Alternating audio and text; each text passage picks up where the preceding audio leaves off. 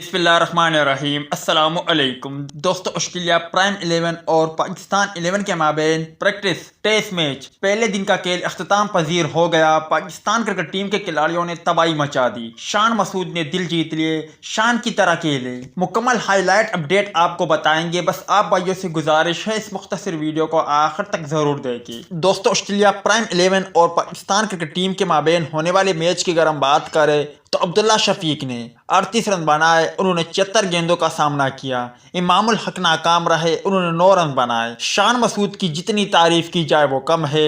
शान मसूद ने बहुत ही शानदार और जिम्मेदाराना बल्लेबाजी का मुजाहरा किया। शान मसूद की बात करें तो वो 156 रन पर नॉट आउट है। उन्होंने 13 चौके और एक छक्का लगाया। बाबर आजम जो कि इस वक्त कप्तान नहीं है, उन्होंने 40 रन बनाए, 5 चौके लगाए। साउथ शकील 13। सरफराज अहमद की बात करें तो सरफराज अहमद ने भी शानदार बल्लेबाजी का मुजाहरा किया। 47 गेंदों पर 41 रन बनाए। इस दौरान फ़हीम अशरफ 17 रन बना सके और पाकिस्तान क्रिकेट टीम ने 89.4 ओवर में 324 रन बनाए और उनके 6 खिलाड़ी आउट हैं। ताहम शान मसूद की जितनी तारीफ की जाए वो कम है।